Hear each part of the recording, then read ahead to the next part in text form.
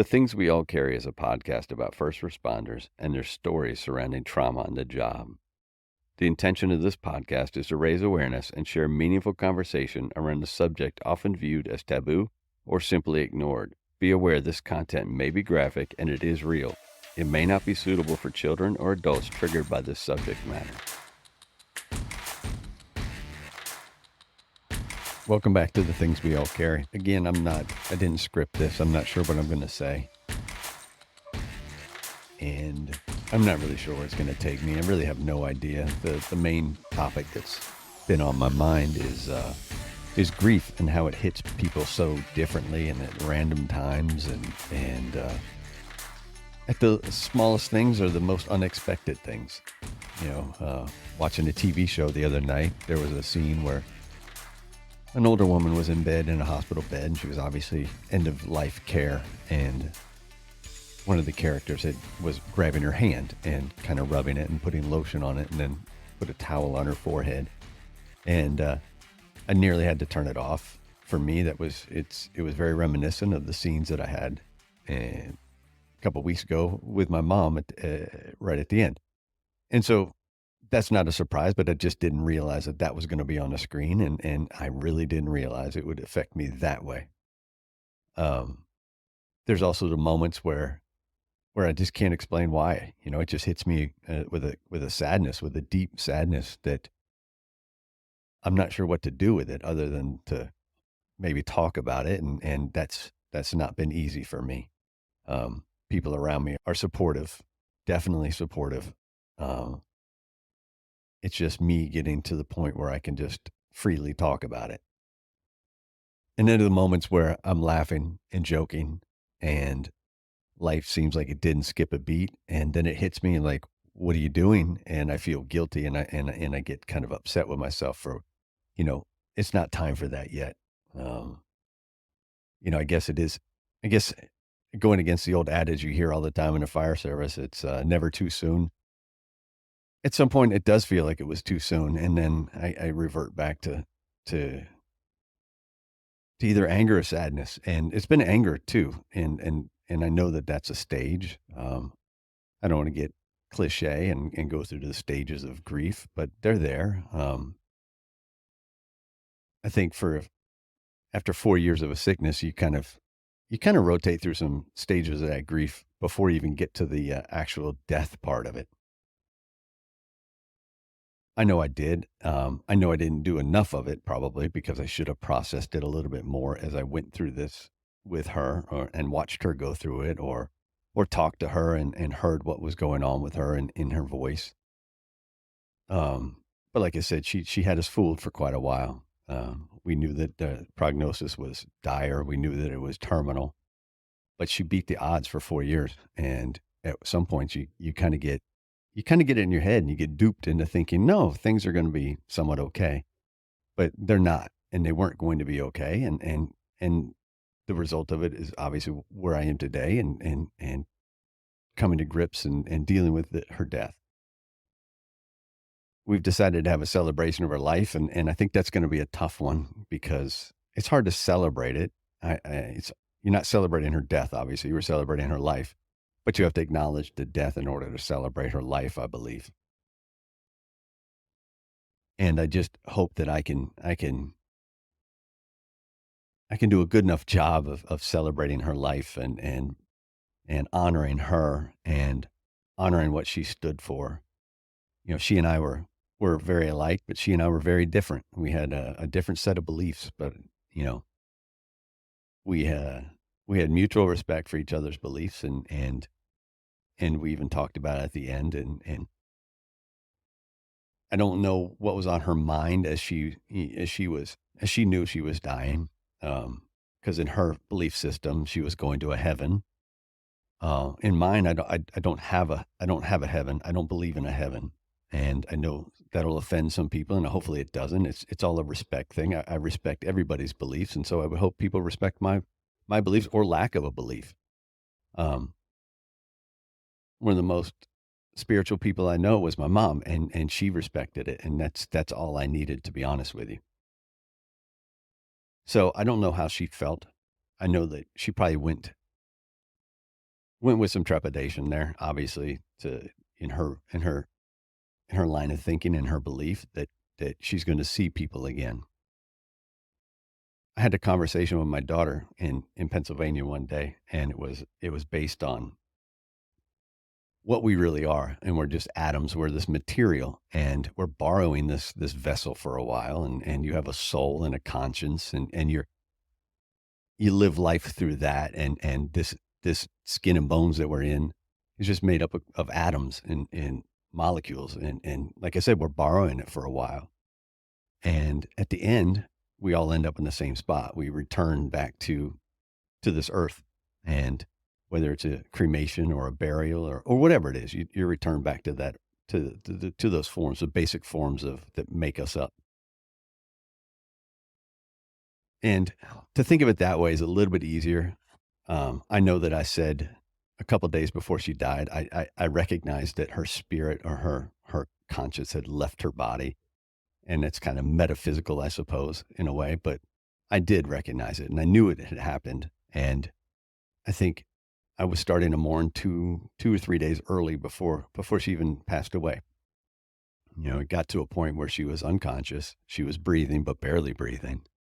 One of the things I learned is that the human body is an amazing thing. It will fight when it wants to fight, and she was a fucking fighter. And I can only hope that when I'm in those situations, be it life and death or anything that requires a fight, that I can put up the fight that she put up.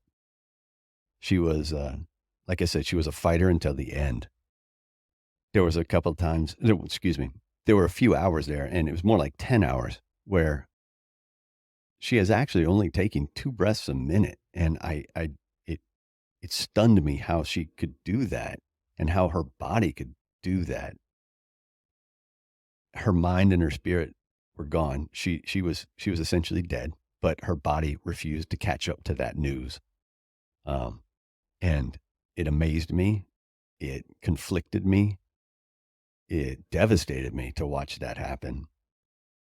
Um, but when she died and her body relaxed, I saw a peacefulness come over her, which I hadn't seen in a couple of years. You know, Eh, the treatment for cancer is almost as evil, if not more evil, than the fucking disease itself. It will kill you from the inside out as it kills that cancer. And she experienced some of that with chemo. She experienced some of that with all the other medications that she was on at one point. But she fought and she fought and she fought. And I still don't understand sometimes the why or the how she did it at the end, but I'm amazed by the fact she did. So that was it's been a couple of weeks of trying to grapple with what's going on and trying to understand it and trying to accept it and touching base with family and figuring out how everybody's doing and how we're all getting through this. And then looking to the future, because the future is what's out there right now. She's always going to be there in some manner with me. The things she taught me, the things she bestowed upon me. But I have to look to the future as well, because the future is where everything is. Future is where we're headed, obviously, and it's not easy.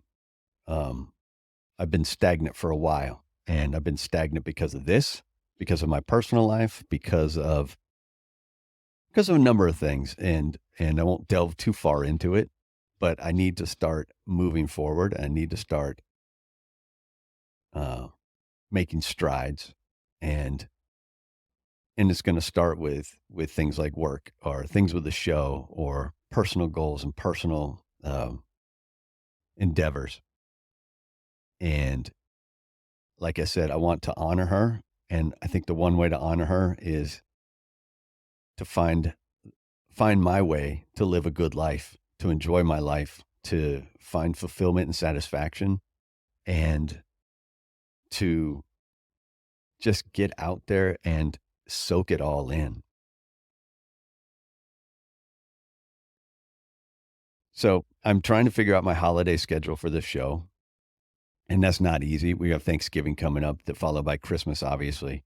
there'll be some new shows mixed in there with some reissues, and then I'll take a few weeks off at Christmas time into January and come back with new episodes and potentially some new formatting and some other news that I'm working on right now. So I just want to thank everybody for being part of my audience, being part of my support system. The notes that you guys have sent, the messages you have sent, the calls that I've received have been amazing, and I appreciate it. Everyone has been nothing short of amazing. I keep saying that word, but that's what it is. So thank you very much. And that being said, welcome to episode 91 of The Things We All Carry. Today, I'm releasing a show with a gentleman from Kentucky by the name of Curtis.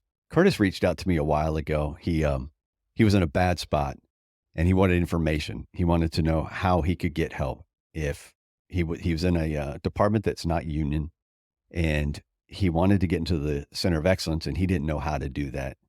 And he and I went back and forth.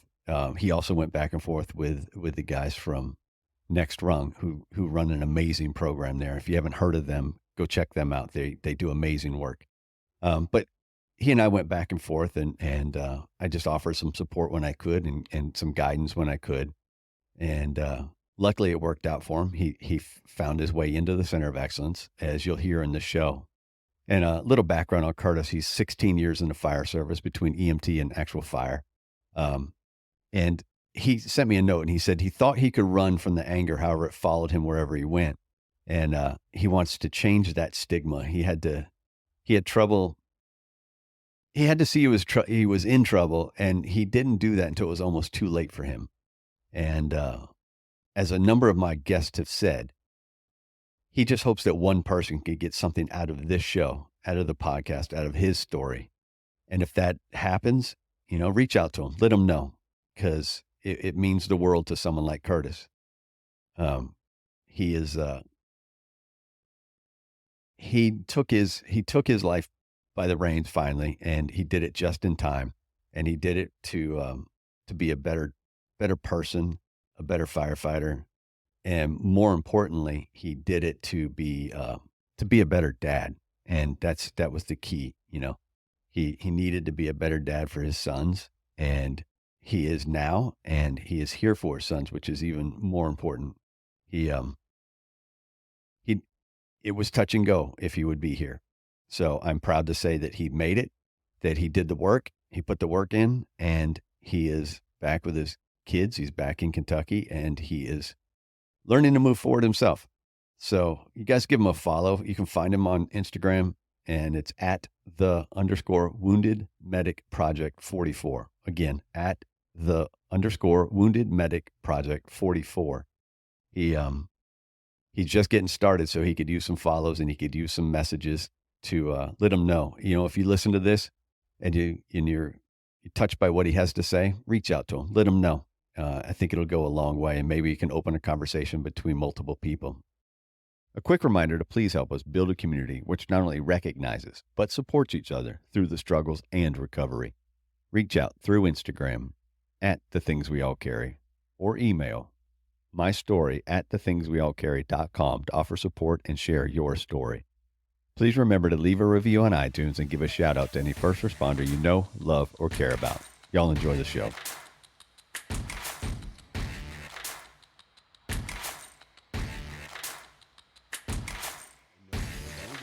I know you spent your time up there a little bit with the Center of Excellence, and I don't know the whys or the whos or the whats, and so I'm kind of flying blind. So bear with me if I don't guide you as much as I would a normal guest.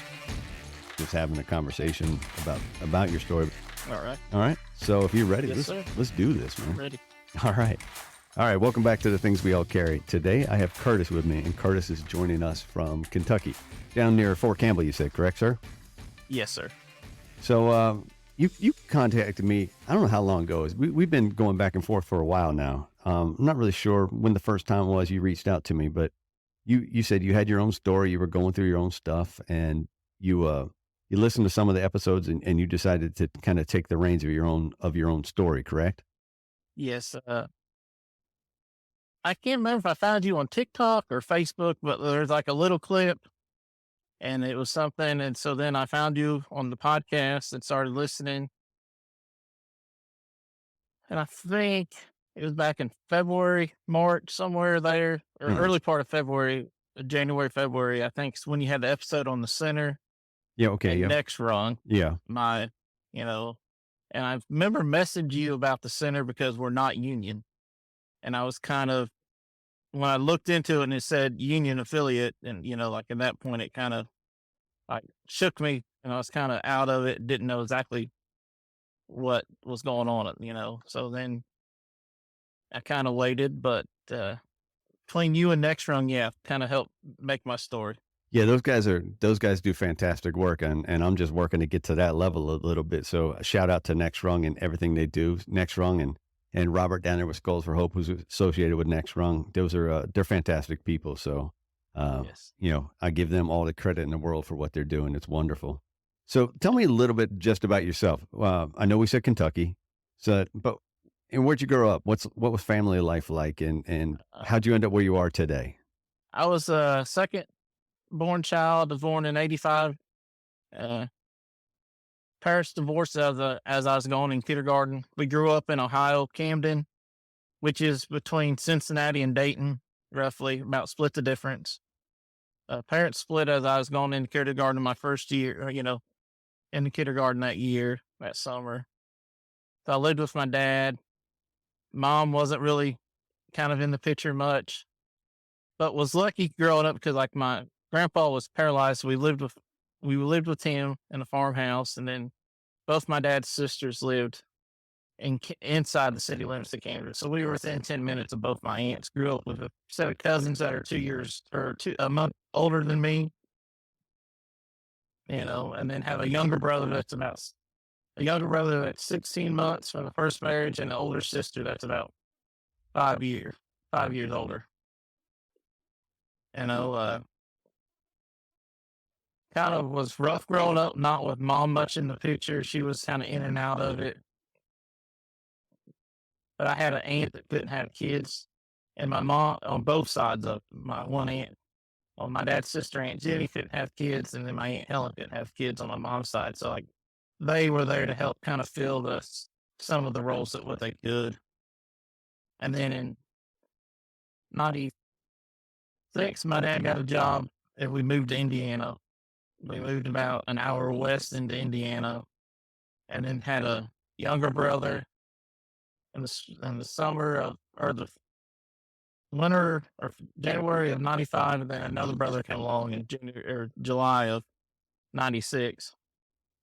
And that's kind of I think where like the kind of as I told my therapist at the center, it's kind of seemed like as they came along, we kind of got pushed out of the circle of love more, and I think that's kind of where the all the growth of the pull away started. Like my dad had always had concerns with me growing up because he was like, I was the middle child too. So I kind of understand yours as the middle child of kind of not really having no one to go to. You're just kind of fending for yourself, and then as we grew up, kind of, they asked me at the center if I was ever physically abused, and at first, I answered no, just really harsh parenting, but there was a lot of mental and emotional abuse growing up. Dad was always angry, had a short temper. So in high school, I kind of pushed myself away and started working for a dairy. And like they kind of took me in a little bit. And then in my end of my junior year, my dad decided that I wasn't acting right. So we went to a therapist and they put me on Lexapro for a year for depression. And then like a year later, they're like, "Oh, you've progressed. You don't have depression no more," and took me off the Lexapro. When you say not acting right, it's funny. I'm not saying it's funny you weren't acting right, but I grew up in Florida at a time where that was a quick explanation for a lot of things. That boy ain't acting right, or that boy ain't right, and a lot of it was just like that. I think we all had a little touch of ADHD, and that was just their way of saying get out of the house and go play. But what do you think he meant by that? What was going on? Kind of was angry, grumpy, I think. part of it too is I didn't see eye to eye with like what he wanted, I think, me to do. Because he had talked my brother into coming back and helping him, and I stayed working with the dairy. I still was working with the dairy on this for a job instead of coming back and like helping him with the hay business that he wanted me to. And I think it was looking back, it was kind of more jealousy on his part. I feel like that, like I wanted to go work there. I wanted to be with them and not around him. But I felt safe, looking back now. It's like I felt safe there and wanted. I wasn't on eggshells all the time like I was when I was around him. That makes sense. Yeah. So you progress to the point where they take you off the medication. Yeah, you go to therapy like monthly, and they're like, "Oh yeah, you're good." A year later, like you're good. What do you at the time? Do you remember what you were thinking? Did you think, yeah, I'm good, or were you thinking, wait a second, I'm not sure about this, or were you even thinking anything about it? I was feeling a little better. I think part of like the thing too was like I was still trying to process a little bit of like why my mother wasn't in the picture, and I think it kind of hit me in high school more of not having much of a social life and dating and stuff like that. Like it was kind of well, was I not good enough for my mom? So I'm not good enough for anybody else. And like Hmm. you kind of keep this mindset of the negativity and you just feel kind of down on yourself. Looking back, I don't think I was ever cured, as they said. It might have been a little better after therapy and talking and just being able to express yourself for a little bit, but it never. I think looking back and how I've progressed through the years, like I still feel like I was still a little. I still carry that chip on my shoulder. So do you continue with therapy through high school and through those early formative years of your life? N- No, because I kind of thought it was just something to make my dad happy. Okay. I went that way. I could at least keep the peace at home. And then, like, I was headed to Wisconsin to be a dairy herdsman. The University of Wisconsin's got a short course. It's like 9 to 12 weeks long, and it's over 2 winters. And like, you go up there and you can get it. Because that was where I was headed in my life at that point. I thought I wanted to stay on the dairy, be a herdsman. But then the guy we had used to work for milking moved to Kentucky, and he called me in January of '04 and said, "Hey, we can't keep help. Why don't you come down here, get a college degree, and work for us?" And like I said, yes. Like I was ready to pack up and leave, you know. And I thought, you know, it'll be a fresh start. I'll get away. Maybe I won't carry this anger, this hate that I'm like always exposed to. And I did. The day I graduated on a Sunday, and the next Monday at 9:30, like we were headed to Kentucky. It's quite the change, right? I mean, it's uprooting your life and making a very adult decision at a time where you're maybe not technically you're an adult, but you're not ready to make those decisions. Yeah, like it was more instinct of just, hey, it gets me away from him. Right. It gets me away from this anger, this eggshells. Maybe I'll go down there and I won't bring it with me. So do you go to school?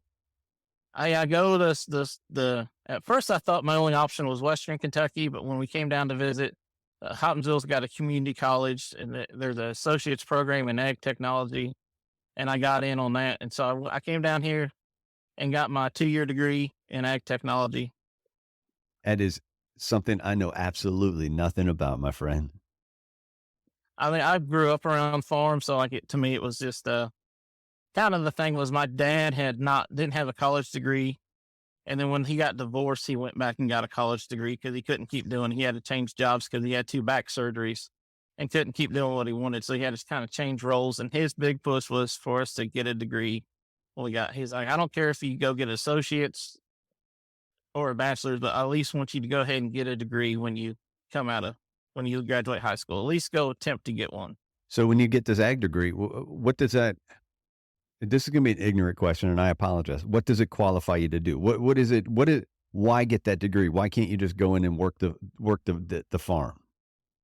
You can, but it's just the enticement that my aunt and my dad wanted us to have a degree. Okay. It was something I enjoyed. And then like a lot of like my best friend, my brother I met like down here, like he went on and got his in ag business. a master's at, or a bachelor's at Murray. I mean, it was just a baseline degree, just something to get you started. Now, I mean, I have to imagine that with that degree, you learn the sciences behind what you're going to be doing, and so it's valuable, obviously. It's a little bit like it was more basic with the associates of on the ag classes. It was more like some science, like the soil science and stuff like that. But it was a lot of hands on. We had 2, 3 internships we did to get with the farming community. So, how does that progress after you move to Kentucky? You get into school. Are you working and going to school, or are you just going to school? What's Uh, going on in life at that point? I'm working for a guy. He has 110 to 130 cows. We're milking. My first semester, I didn't milk in the morning, but then come like from like second semester on, I pretty much I would milk and then go to school. So I'd get up at 3:30, 4:30, milk, and then because I didn't start class till 9, and then like once a week, my second, third semester, I had a night class. Okay. But yeah, I was still working and then working on the farm the whole time while going to school. And then between my fourth and fifth semester, I decided I'd get a loan to buy cows and buy in. And then that didn't go too well. So that didn't go too well. And do you mean that they fall through, or do you lose the cows? What happens? I, I lost college to keep me interested and grounded. I think Hmm. like I just got really, I fell back into like the depression looking at it now, and I wanted to change. Like I bought them. And then by the following year, I was ready to leave and do something else. I realized I was still angry and mad all the time. And like I didn't have the college as kind of the break to like reset myself. All right. So So I sold them, and then I went to work for a hog farm for a couple years, and then went and helped my buddy's father-in-law work on a grain farm, and then moved to another guy. And then at this point, I met the neighbor boy one night, and we were talking about. At this point, I'd already joined the volunteer department. I joined the volunteer department in '07, and then a couple years later, we were talking about like going to EMT class one night, and like the next day, buddy calls me. He's like, "Hey man, mom found us a class." I said, "Okay." So we go. We take an EMT class at the neighboring county, and I get my EMT, and they offer me a part-time job. And I went back to like my old boss the boss I was working for. I was kind of like, "Hey, I got a job with Todd County. It's part-time. I want to help you through the harvest, and then like expand on this come wintertime when we're slowed down. That way I can pick up on my EMT skills and start getting more shifts." And being a young 20 some year old not able to express himself, like it kind of both got hot headed, and like I couldn't explain my goals of what I was wanting. And so we kind of split ways that day. But luckily I was able to have enough work that I was able to work as an EMT and to cover my bills for the next year, working a bunch. so you said in 2007 is when you joined the volunteer department, correct? Yes. And why did you seek that out? Why go? Why even bother with the fire department, volunteer or career when you've got this going on the farm? Well, at that point, I was on the hog farm and I was getting off at 5 o'clock, 6 o'clock most nights. And the guy I had met and was hanging out with was on the volunteer department. And he was like, "You're always with us, so you might as well join." And I thought, well, hell, I guess so. And I was like, if he's like, "You're always here, so when we have to leave you here. That way, if you come with us, and we know that there'll be 2 or 3 of us to respond if we're all together." I mean, he had a construction job on the side, so as I got into like the EMT part, I was kind of helping him some, depending on what my days were like on my shifts. So I joined and like kind of fell in love with it. It was lucky I joined like in the late fall or early winter. So like we had a retired Fort Campbell fireman that loved to teach. So like we had a lot of training. Like it was pretty much, well, if he said, if I'll show up if you all want to come train. So like we knocked out a lot of training and kind of enjoyed it. And then they developed the first responder program in our county, and like I kind of thought I wanted to explain that's kind of why I was looking at going to EMT class was so I could help more. And then once I got into the EMT classes, were really when I fell in love with the medical side of the job. So then you say you start working a paid gig for the EMT stuff, right? Yes. So how's that suit you? Did you enjoy that, or was that satisfying enough, or did you want to move on and do more? I knew within 3 to 4 months I wanted to be a medic because we ran a medic 24-hour truck and a call truck that was usually BLS 2 EMTs. And I'd gotten a lot of stuff like my first and I was pretty much on that BLS truck all the time because I was the new guy. But I made a lot of runs that I was like, if I was a medic, I could do a lot more for this patient. Like our instructor told us, be an EMT for a couple years, see if you really like it. But I knew within 3 to 6 months that that's what my goal was. At the time, our director worked full time for the Hopkinsville Fire Department that I'm with now and made the comment. He was like, hey, the city is about to hire. This was the fall of 2011. I just got my EMT in the like August of 2011. And he made the comment. He's like, hey, the city's about to open up the hiring process. It's preferred medics, but they're going to require you to go to medic school. So I was like, okay. I said, that's good. And he's like, and kind of looked at it. My thought process was, even if I didn't want to be a professional fireman, I could get my medic paid for. Because like I'd already was trying to figure out, like, how am I going to balance this and figure out how I'm going to come up with $10,000 for medic class. As an EMT, making I think $8.50 an hour if I was on duty, and $5 an hour if I was on call. Like I made $30,000 my first year there, but I was there basically 120 hours a week just to get that money. Yeah, that's a lot of hours at that hourly rate to make 30,000. Yeah. All right, what year did you get hired at the fire department then? I got hired at the fire department the following year. I started my official hire date with Hopkinsville Fire Department is 11/26 of 12. Okay. Which was my 27th birthday. Well, that's a good birthday gift. Yeah. That's the day we signed everything. Perfect. So how big of a department is this? At that time, we were about an 85 person department. We were cross-trained. We ran fire and EMS.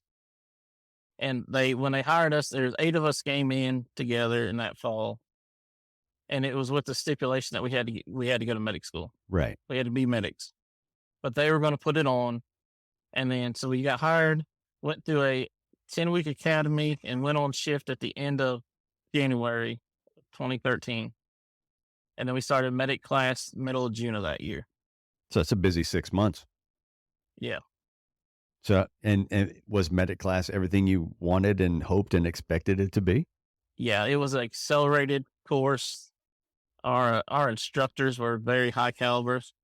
One was a flight medic that is now our deputy chief, and the other one was kind of one of those bounce around guys that, when it comes to the book, Doug was pretty good, but when it comes to skills, like Doug had been doing it for 20 years, so he knew his. He was going to teach us a lot in the field, and he made it worthwhile working with them and riding with him and doing precept time with them. Yeah. So the next 9 months, we do our precepting, and then like in February of 14, I'm a guy introduces me to a girl that later becomes my wife. We wound up getting pregnant by April. July, we're engaged. I take my national registry for my paramedic on a Wednesday, and we're married on that Saturday. It's a whirlwind of a life right there, man. Yeah. So in December 27th of 2014, our firstborn Carson was born. And all the while you're starting to run calls and do everything that a medic and a firefighter do. Yes. So obviously you start experiencing calls that affect you, correct? Yes. One of the ones that I never did tell my ex-wife, was one day she was at church and she texted me that, hey, she's having severe stomach pain, real nauseous, and like I instantly went to, miscarriage. Like that's just, I catastrophized it straight to a miscarriage. I told her to come to the station. We'd start a line, give her some Zofran, and if it ain't 10 minutes later, we get paged out on a similar age female, almost the same month, almost the same time pregnant, possible miscarriage. We get there, and one of the older guys on the department like looks at this young girl, stone cold, and says, "Yep, that's a miscarriage," and just like rip, just killed me because like it's all I could do was see my pregnant fiance at the time about to have a miscarriage. So how do you deal with that? I choke it down like I did and never told her. Like you know, it, I think the hardest part kind of was just how the one guy said it to her, like with no compassion. And like I kept thinking about like if somebody told my fiance that, like that would kill you. Like it just kills you to have somebody just. I know we have to be straightforward, but like there was no compassion in it. You know, Well, that it was just what you're talking about, I've heard quite often, or you relate your personal life to calls, and sometimes we all try not to do it, but sometimes it just takes you by surprise, right? yeah, like with that, with her being pregnant, and it was almost the same week's pregnant. It was what like just shook me off too, and abdominal pain, possible miscarriage, and then for her to be there and the fetus to be hanging out and having a miscarriage, it just tugged at me for a while, Of course it did. Yeah. and I just kind of went on, I just shoved it down and went on because I'm in medic class and all this is going on, and just kind of where I started to bury to this bottle stuff up more and more. Okay. And but the good news is, obviously, your son is born. Yes, he is born with him, no issues, and then we get induced. We have to go in at like 4 o'clock on that Saturday morning, and he finally comes at like 6:15 that night, and and so Carson's is born into our life, All and right. then like 5 days later, I'm back to working 48 off 24s. So is that your schedule, 48-hour shifts, or what are you doing? Is that We just work 24 48s, uh-huh. but I work for a private ambulance on the side, so I always alternated between overtime at the fire department and then working as a medic on the private service. All right. So you're just wearing yourself down. Yeah, I've pretty much all worked 24 48s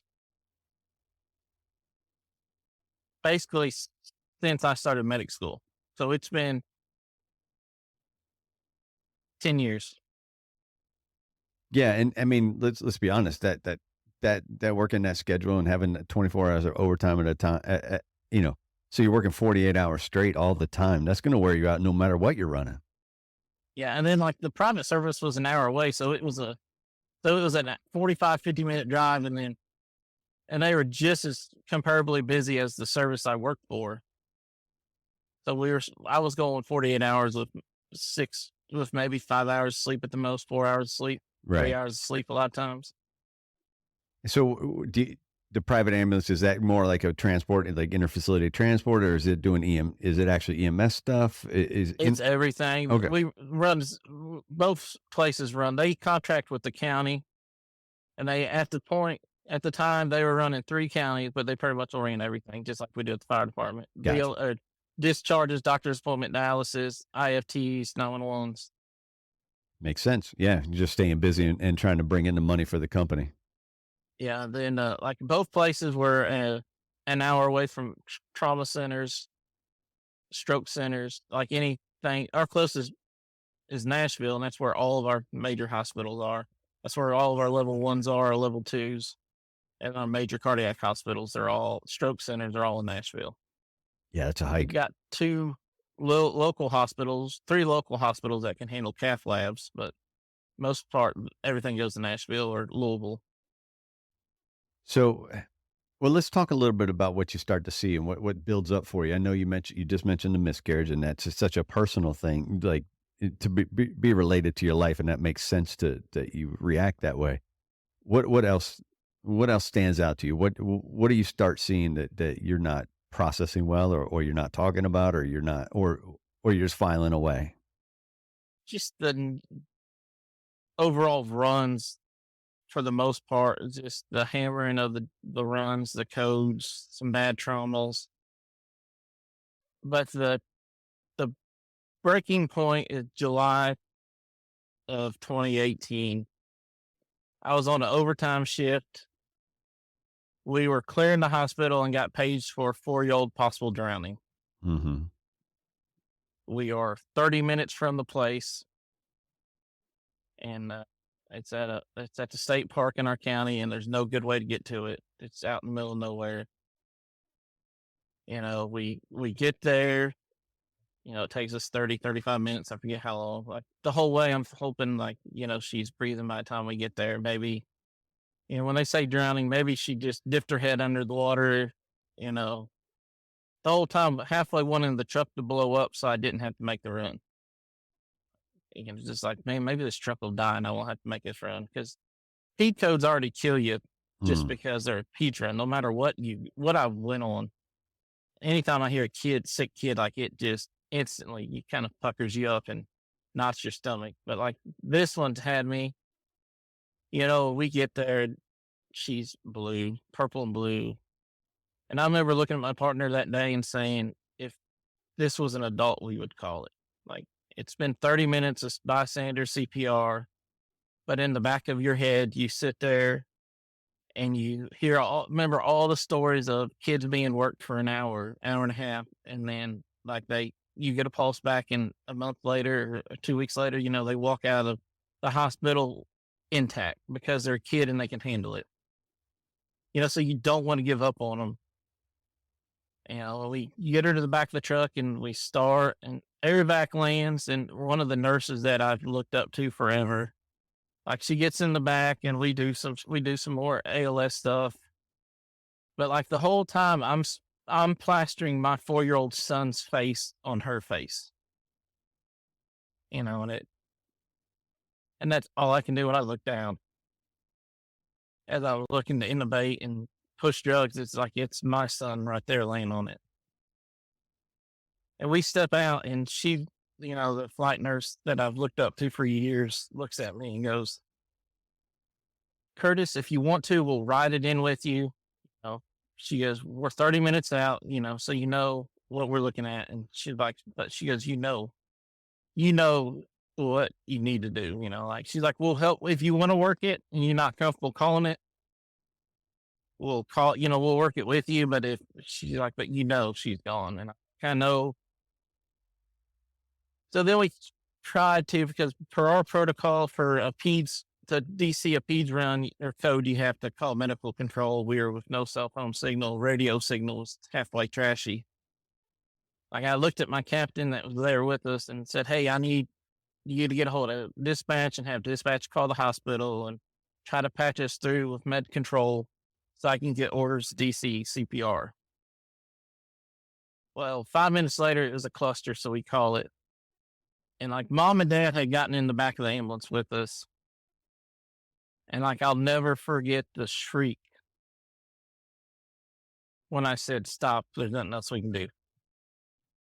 Like mom and dad both looked at me when I looked at them and said, "Sorry, there's nothing else we can do." And like mom lets out this blood curdling shriek that I would hear in my nightmares for months.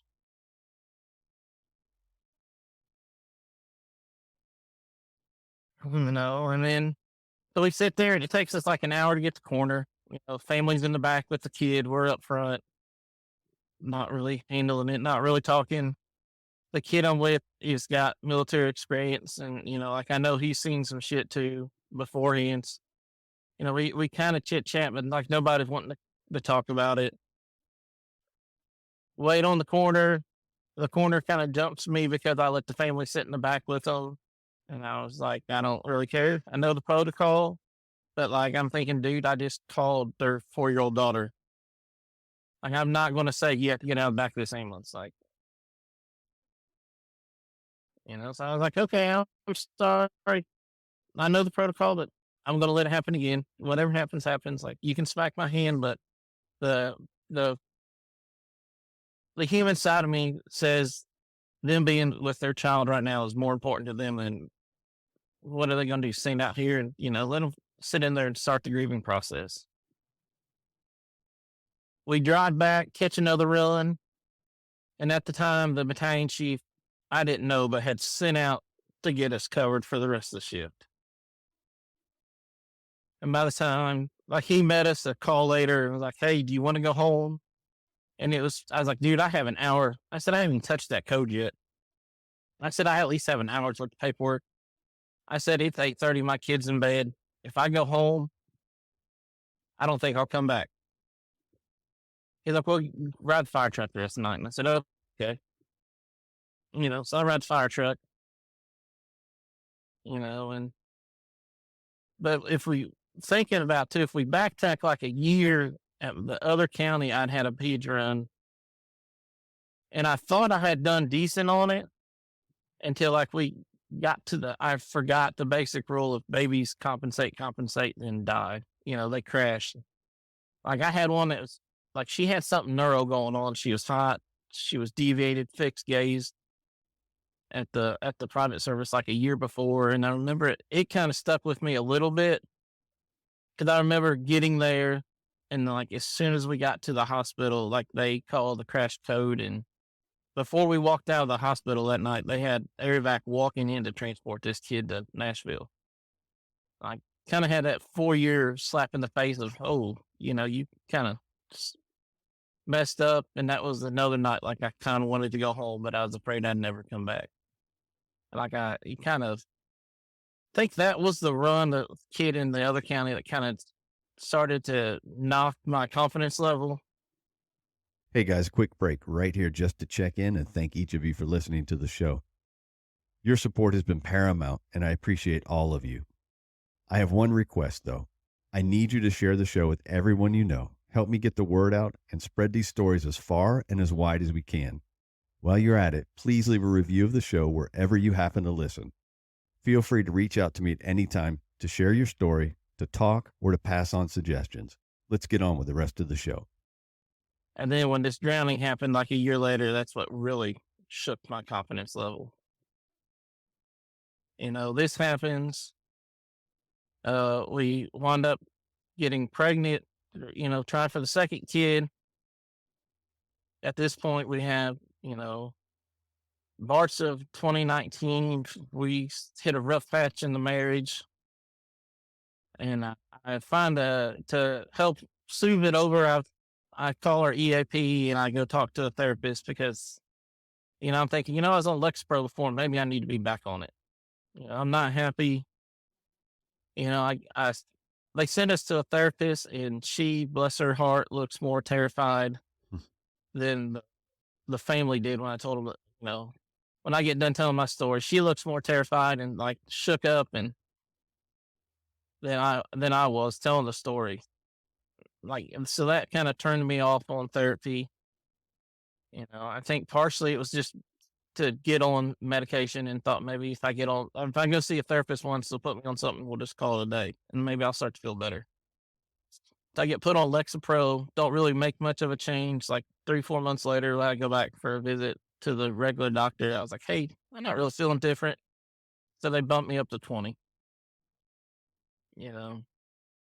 At this time, I guess this happened probably middle of summer of 19, where now we have 2 kids.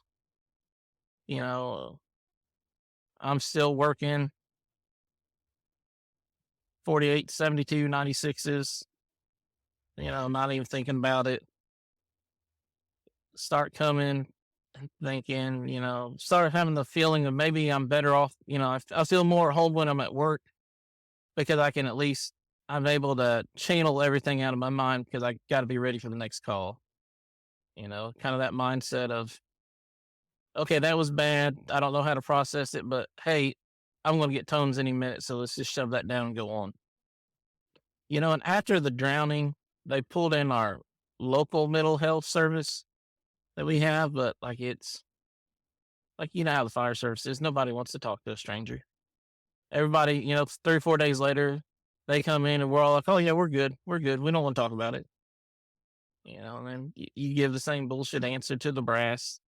Yeah, if I feel bad, I'll call you. I'll let you know if I start feeling bad, but never did. Like I was starting to was having issues, was having not, nightmares of the kids, cold sweats,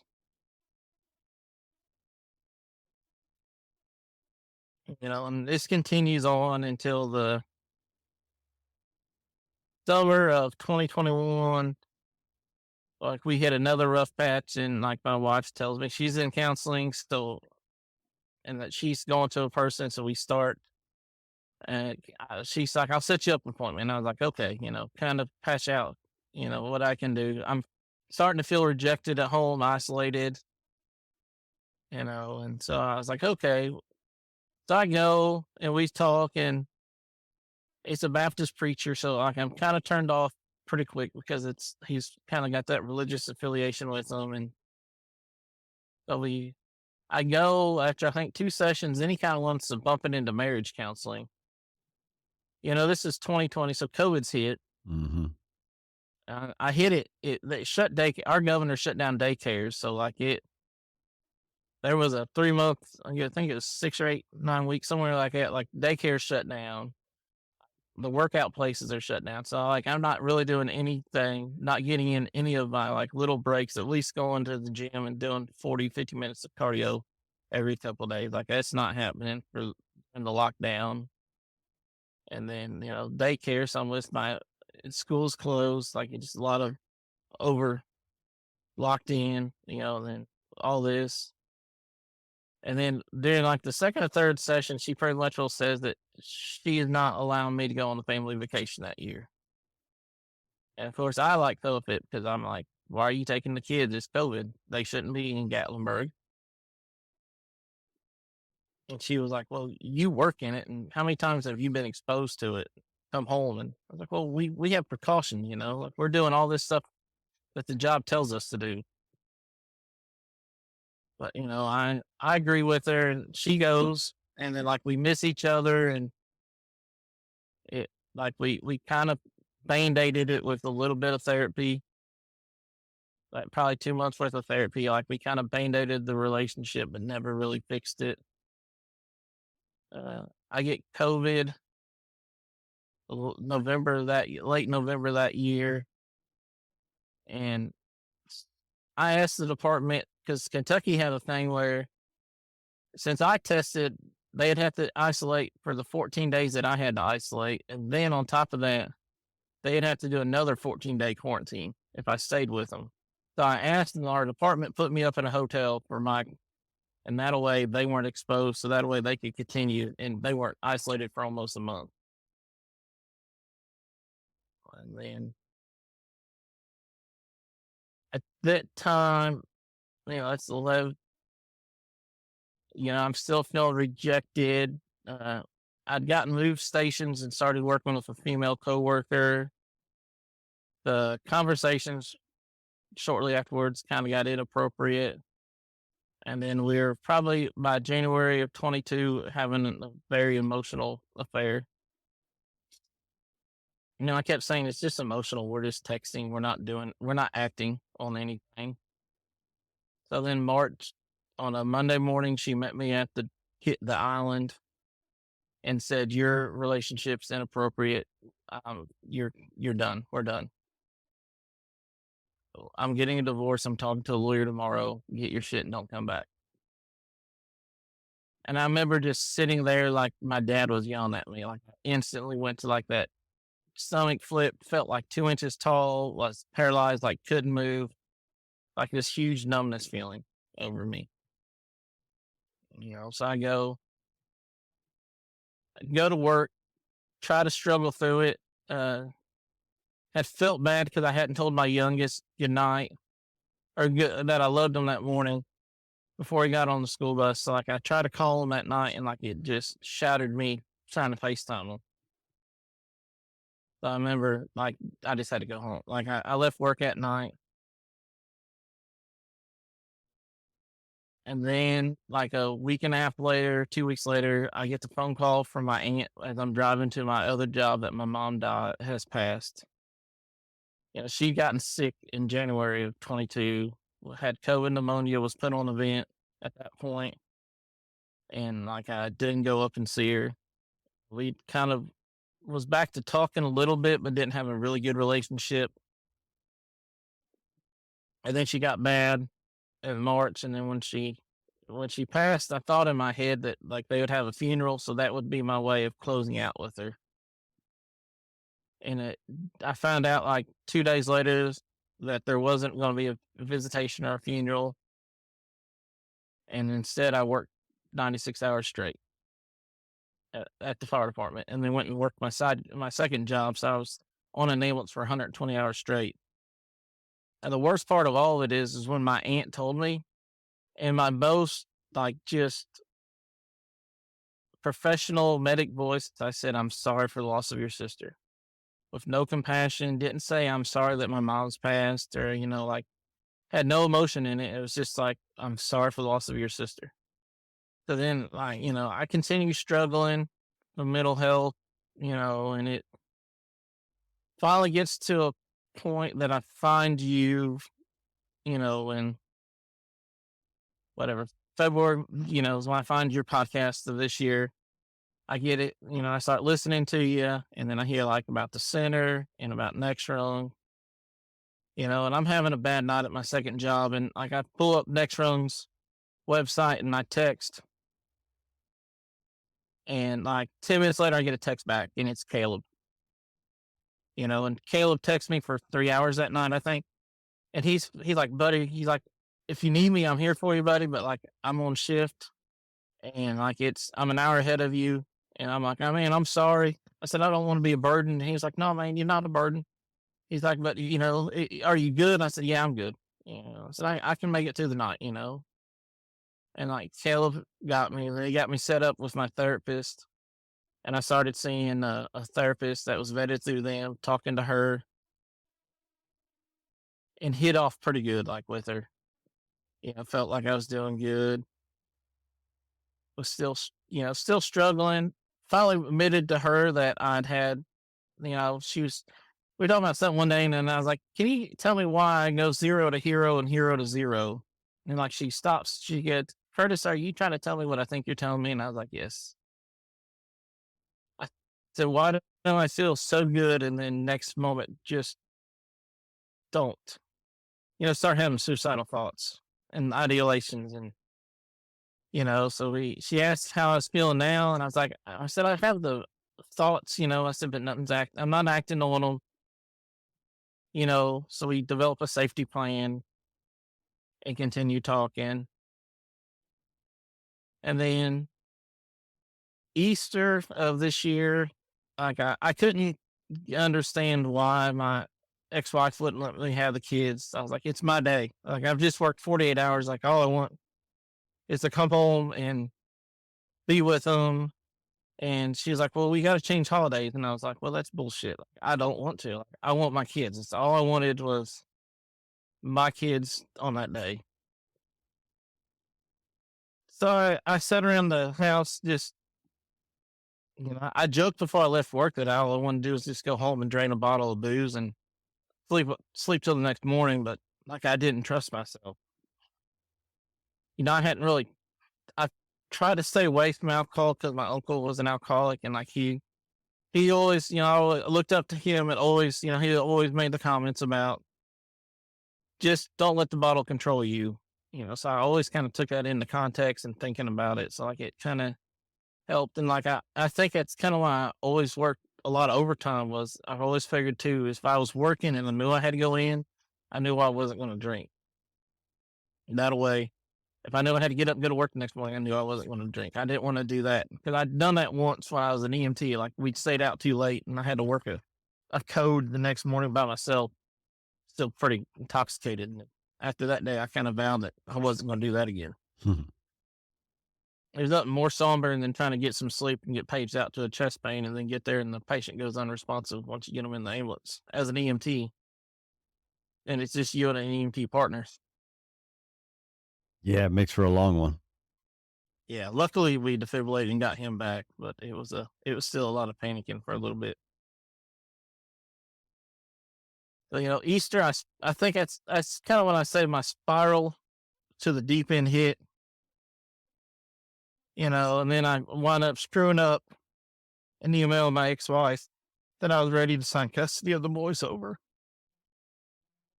Because at that point, I'd begin to value my life to them on what the city would pay if I killed myself. I knew they'd at least get my $100,000 policy from the city, and then I had my hate towards her that we had a court date over something. And like when I got it, I read it and it pissed me off. So I just stood in the corner and never paid attention to it. And I missed the court date. And she'd read the email to the judge, and like it come out that they were going to limit my visitation, and so that didn't help it. And then, so that Friday, I think it was a Wednesday I missed. By Friday, it was out. So I had them the Saturday.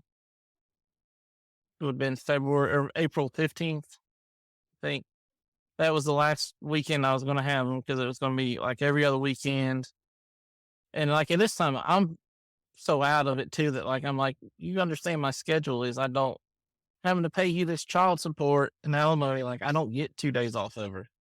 Like I have to work this just to pay my bills and pay you. Like I'm never going to get them for 2 days straight unless I take a day off, and of course I was just angry because I was so full of anger and pushing all the anger I had towards myself out on everybody else that it just kind of pushed out on her. I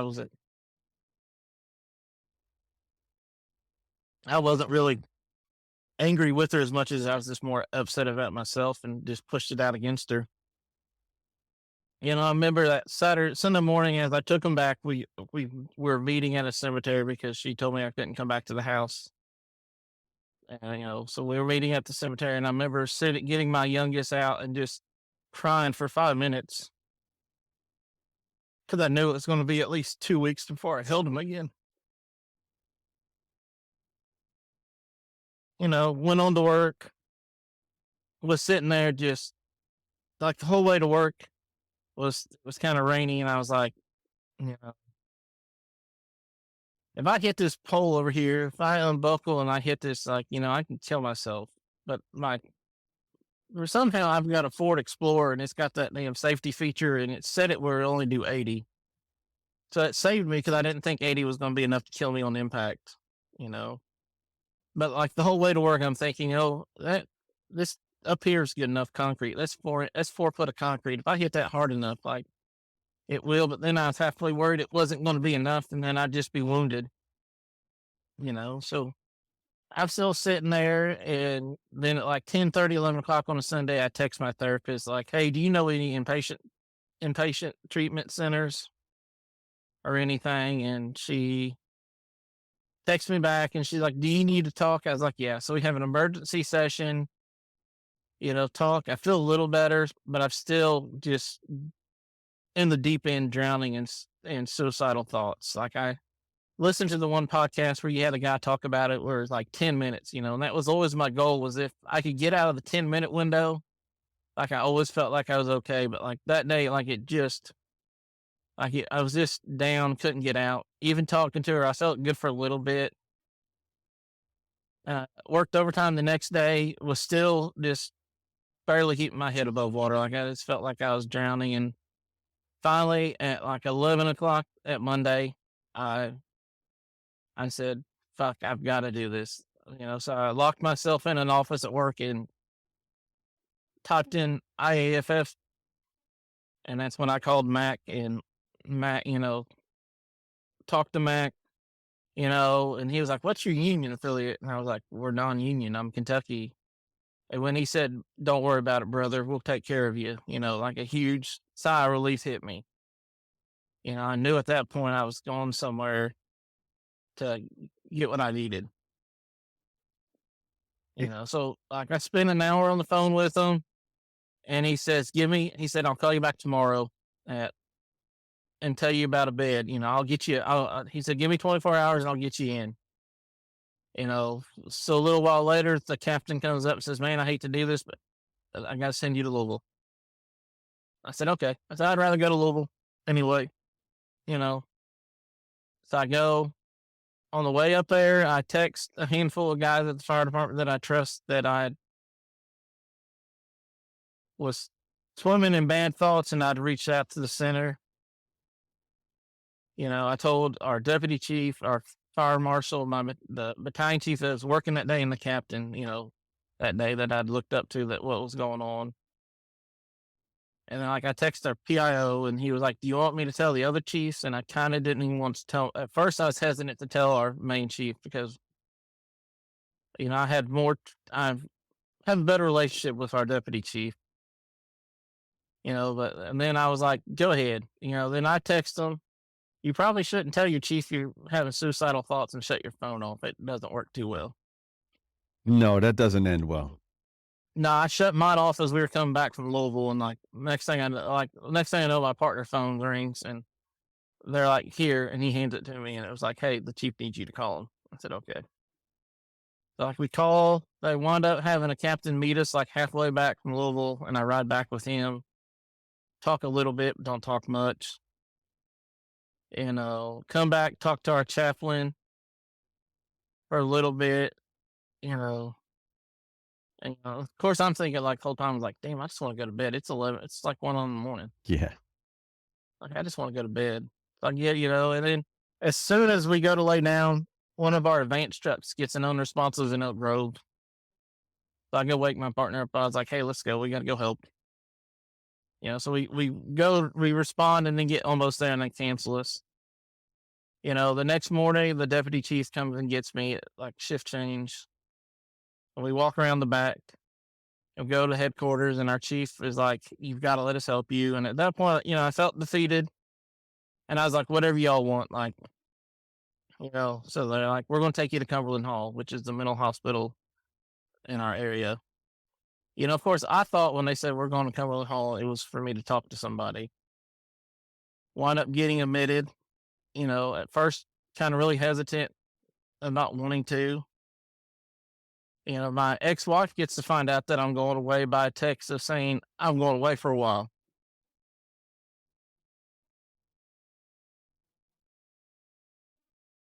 And, and of course, like, I finally get them to let me get my phone too while they're trying to admit me.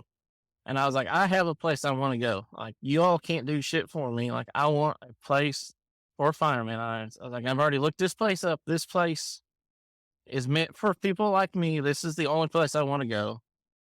And I get a hold. Max left me a voicemail. I get a hold of Mac. Like, I call Mac pleading to get a bed that day or the next day.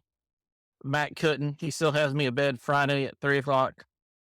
And so I tell him I'll sign in if and only under the release that come Friday morning, my deputy chief is going to be here at 8:00 or whatever time.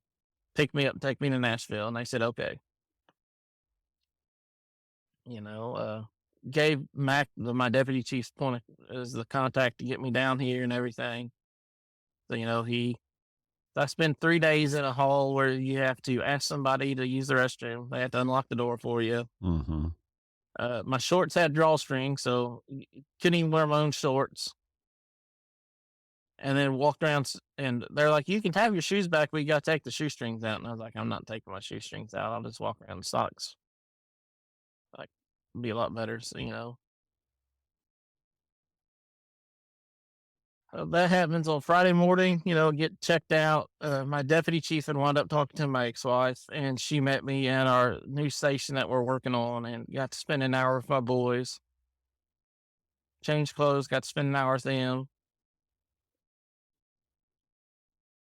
She, luckily my deputy chief and my chaplain had sat down with her and kind of told her a little bit, but, she's still out in the cold of really how off I am. She's known that, like, I've felt rejected, and, like, she'd rejected, we were both very distant. So we spend, and like, she hugs me and tells me she's proud of me. It's I think as I hug my boys, I don't know when I'm going to see him again. But, I'm thinking, well, at least I got to see him for an hour. Go get dropped off. This is going to the center is only the second time I've ever been on an airplane. We took a trip in high school, but we went as a school, so we just got guided through the airport. So, I'm lost. I'm a lost sheep when I get kicked out at Nashville.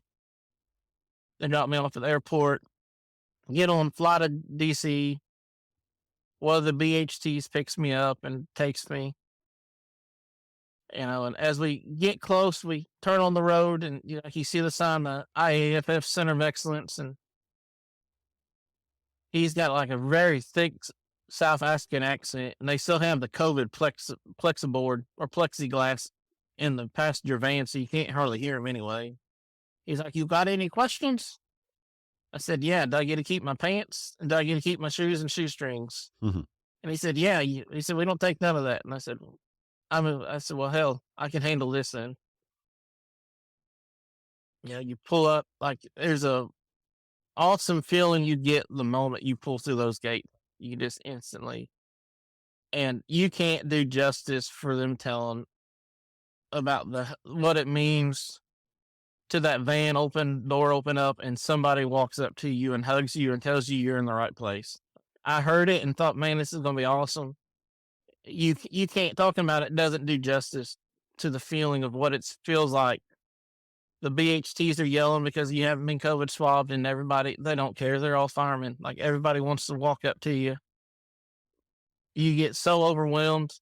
20 people probably in 10 minutes. Like, hell, I was like, hell, I'm never going to remember these names. Hmm. But you get processed in, and they take me over to med hall to the med bedroom, and they're like, "Here you go." They find me a guy that's been there for a little bit, and they're like, "Here, he's going to show you around." So they show you around, give you the schedule, and you kind of feel like it. And then we eat, and then they have AA. So the guy with this is like, "I'm going to AA. You want to come?" And I was like, "Yeah, I ain't got nothing else to do. I might as well just go with you." So start out going to AA. Of course, there it's more of a men's group more than it's really AA. It's mental health or alcoholics. Everybody's welcome. You just sit, but it's you start the bonding of the brotherhood that you really want starts at the CLE around some of those tables. You have some of the most heartfelt conversations. And like I told my therapist as we went through that, the sessions we have are good, but some of the most valuable sessions I had was sitting around the campfires and around that AA table and the Bible study on Sundays. You have some of the most heartfelt conversations, the most raw emotions get let out.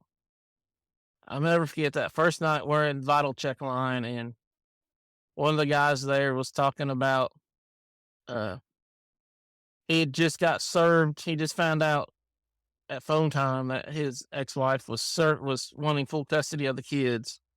And like I just turned around and looked at him and said, "I don't know your story," and just started crying because I remember crying and saying, "I just lost custody of my kids." I was like, "I don't know your story, but we're, for the first time in forever, like, just to feel so loved and welcome in a complete stranger's arms, it was just an awesome feeling." And I look up to that guy, and I still message him once, twice a week. Got to go see him one of these days. He's not too far from me, but like I tell him all the time, he's an inspiration to me. To know that, and it is just amazing. So the next day on Saturday, kind of do the introductory testing and talk about, you have your 2, 3 psych visits and everything.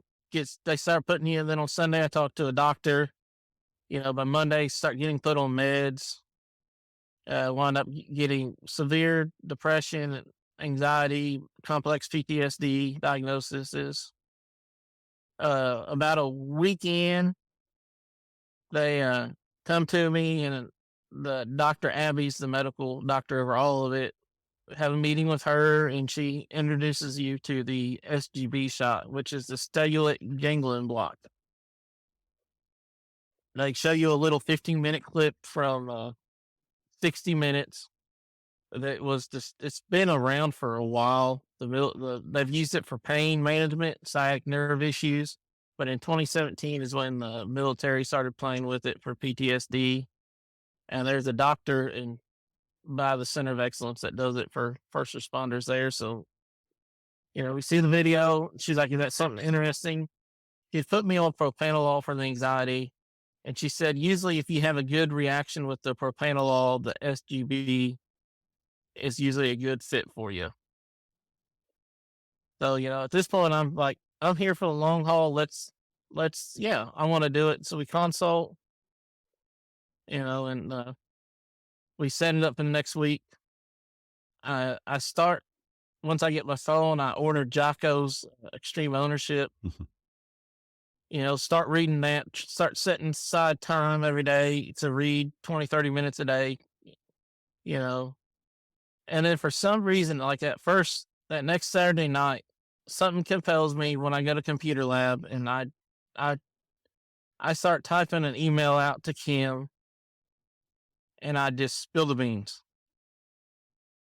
I tell her about the time that she called with with abdominal pain and the miscarriage and how that had started shaking me up. And then I kind of went into more details about the drowning. Cause like when it happened, I kind of come home and said, "Hey, I can't give you detail, but I worked that pier. I worked that run yesterday. It's on the, at the park, it, don't ask me to take Carson swimming for a while. If you go swimming, don't tell me.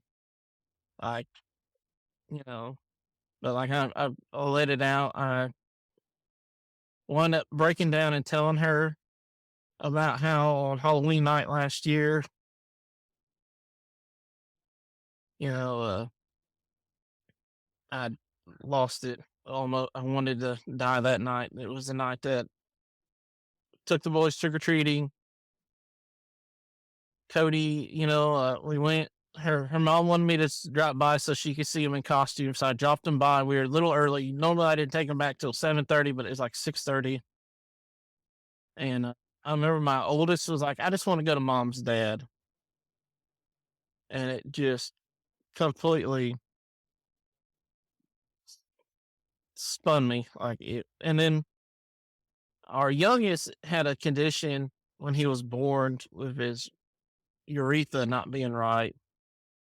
And then we come to find out, like right as we started potty training, after the first surgery didn't fix it, he could pee a stream, but he was still dribble out of the tip.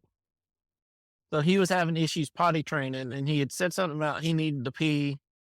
And by the time we went from her parents' house to her house, which is a quarter of a mile at the most, he had wet himself. And like he woke up just in a terrible mood. Like I felt like the world's worst father. Both kids were upset, screaming. I remember dropping them off, and I'd planned, I knew where I was going. I was going to go park on the road that when I worked for the hog farm, they had a farm on it, and I knew it was isolated, and they wouldn't find me for a couple of days. I remember backing in there, and, I'd sent a friend a message, I guess subconsciously, you know, but like I sat there and I remember backing up, shutting the lights off, like killing the switches so the lights couldn't be seen, and just I loaded the pistol was beside me, loaded, and I couldn't reach down and grab it and finish it. I remember just sitting there crying, thinking that I'm a failure as a husband. I was a failure as a father, failure in life. I felt worse because like my only goal was not to repeat as my father and be divorced. That was like that's what I want. I wanted to do better than that. Didn't want to do that. And like I had followed into that of being divorced. I felt as a failure. And then I felt as a bigger failure because I couldn't even pick the gun up and finish the job because all I wanted to do was end the pain. Friend comes, talks me down, feel a little better. Like my roommate found out about it, and like I remember coming home and he was like, "You okay?" And I just shrugged it off and said, "Yeah." Just went to bed. and didn't think nothing about it and didn't do anything with it, just went on to fly. And then, then also told her about the one night that I'd planned on it, and the only thing it saved me, and is the reason I couldn't go back to her house, was the night that I went off on my oldest about his iPad. I remember I'd asked him to go to bed, he wouldn't go to bed, and then he said something. I remember just like screaming at him and ripping the iPad out of his hand and stomping out of the house. But like when I left my where I was living at, like I had no intentions of coming back at night. But I couldn't let my last memory. I couldn't let Carson's last memory of being a me ripping his iPad out of him, screaming at him to go to bed. I told her all that. And then like she texted me back or emailed me back the next day. And like, and the whole time I can't remember who it was, but you had the one that had talked about asking his son if he was scared of him. And I'd been scared of my dad. I was always terrified to be alone with him because I didn't know when that fuse was going to blow, what he was going to throw at us, hit us with. Like I was always clear that I was becoming that subconsciously. And like I asked him one day and he kind of had that look in his eyes, but he told me no, but I knew it wasn't right. Like I could tell he was just saying yes because he thought that's what I wanted to hear, you know? So I kept throwing that out at her about like next time he's in therapy, have his therapist ask, like maybe she'll get a real answer, and then I get the shot, and like I don't really feel much different with the shot. Uh, the doctor gives it to you. He looks, he's like, well, your pupils are dilating funny, so it's taken. He's like, as long as your pupils dilate like this, he's like, it may take you 24 hours. He said, you may not feel much at all, or he said, you may feel a huge, like some of the people, like one guy said he felt like Hulk. He was just so angry. Like the Hmm. anxiety drift away and like the anger is what came out. But like with me, like I never felt it till later. Like it's crying. I feel like I cry a lot easier now. I don't know if I guess that was the emotion I suppressed for so long, was just being able to let tears out. But, get the shot, come back. And then, at this point, like I'm opening my heart up to Kim and telling her all kinds of, email stuff back and forth. And we had AA that night. And when a guy come back and he was talking about his kid being scared of him when he got back. So I think that was a Tuesday night. It was the night I got the shot. And I remember emailing Kim that night about, I really want to know if Carson is scared of me. Like this is killing me not knowing. I said, I know he is scared of me, but just not knowing how to get the answer that I want out of him on this. So the next day she called, we get a break from lunch, before lunch. And before lunch, and I go and I get on the computer just to see. And that's when she told me that not only was he scared, she was scared of me. And like she was telling our kid that, hey, daddy's coming home tonight, so just do whatever he says. And she said, I haven't wanted to tell you that, I would wanting to tell you this, but I don't want to kick you while you're down. But her therapist had been telling her that, hey, he's in a place, you need to let this out now. Like he's in a place, if he spirals, like they're going to be there for him. And, so I remember her, I read that, and I felt like I just stepped in front of a semi and got hit. Like there's nothing more that'll just kick you in the gut than to know that your 4 to 7 year old kid is being told, just do whatever daddy says because daddy's coming home tonight. And like that's what you're already teaching your kid to be in eggshells around you.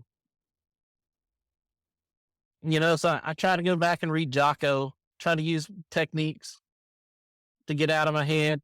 Like I try to read Jocko and I can't. So I call her, and like this moment she answers the phone, I just get there where I can't talk.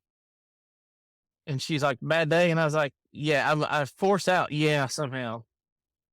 And then I force out, I just read your email and I'm so sorry. And I said, it's a complete kick. And, I was able to cry with her for probably the first time truly ever and express raw emotions with her and what was going on. And it was Wednesday, so it was going to be phone time, and I was like, I don't know how to handle talking to Carson tonight, but we do, but, we had a tech there that was been in AA for years, and he'd always say, the nights you don't want to go to AA are the nights you got to go. So I heard that as I was contemplating not going to AA that night. And like I hear Darnell's voice in the background saying, you got to go. The nights you don't want to go, you got to go. So I was like, okay, I got to go. And it worked out good because one of the guys there was graduating and his son had been there a year before and his son dropped him off to get him help. And just to hear his story and to hear about his son, like it gave me the gave me what I needed to hear, and then I remember feeling confident when I talked to Carson that night. Like I was still a little hesitant. Hmm. We are on FaceTime, and the best part was Biden actually went over us. Come to find out, like we were sitting there talking outside, and I was like, "Wow, that plane's awful low." Hmm. And I turned the phone where he could see, and then we were sitting at the campfire later, and 3 helicopters went by, and somebody's like, "Yep, I guess that was Air Force One earlier," and went over our heads. So I'm like, "Well, I guess at least he got to see what Air Force One looks like from the bottom." And then we exchanged some texts or some emails over the next couple mornings talking about stuff. I remember, like, as I was writing this email, I remember with Carson, she was suffering with breastfeeding and having all kinds of issues. And I remember we'd had the prescription, but when we called to get it, like it was the day before the New Year's and they were messing with us and they're like, well, we don't really want to run it through Medicaid. And I remember we had money in the jar and I said, just take the money and go get the pump. Just go get the pump. But I remember like as we were starting to text or email back and forth some feelings and stuff, I remember the one night that she had probably, like she said, she was probably wearing the same shirt she'd been wearing for 2 days. She's battling postpartum depression. She'd got laid off and hadn't been able to get a job, so she's jobless, counting on somebody to support her for the first time in 15 years. So all this is going on. So then she's suffering that, and I remember just looking at her as she said something about wanting me to get up with Carson. I remember just looking at her and say no. Like I'm on the ambulance tomorrow. If I'm up late with him and something happens, like we lose the house, I get fired, lose the job, lose my license, like we lose the house. Like I remember just throwing my job at her blatantly, like it was nothing. And like the weird part was like I felt like a third body. Like I could almost see myself in the living room behind myself telling her that. And I remember like the night where she'd said she got a deck of cards to help us know each other better. And I remember like the one night when she wanted to play the game, and I was like, I don't give a shit if I ever get to know you better. I'm just thinking like of all they're realizing like when I told her about like Carson being scared of me, I realized I'd become the monster I'd moved 8 hours away from. I said I moved away from my dad not to do this, and I said I have packed all this anger and hate with me. And it worked good. We started talking, she accepted my apology, started to forgive me. That's one of the things they teach there is like the self forgiveness and the self love. And it's still hard to battle with even today when I like get the glimpses. She always yells at me, don't beat yourself up. And it's like, I'm not purposely thinking about this stuff. Like it just hits at times. Like I go to look at something and I think about, oh, we did that. And then I think about how I had treated her for all those years. And as I continued my treatment, like I told her, I was like, I don't think you've ever known a truly happy Curtis. I said, I think I've always battled mental health issues. I've always been depressed. And I said, even probably the day we got married and the day Cody Carson was born, I said, I probably wasn't really more than 50% happy. There's pictures that looks like I'm happy, but I don't really feel like I know what I've battled and how long it's been to think that I was actually ever really happy.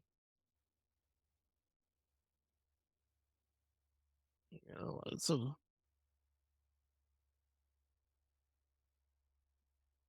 we continue after I read Jocko, I go to The Body Keeps the Score, and that book should be a requirement. I think Jocko should be a requirement for anybody in leadership in anything.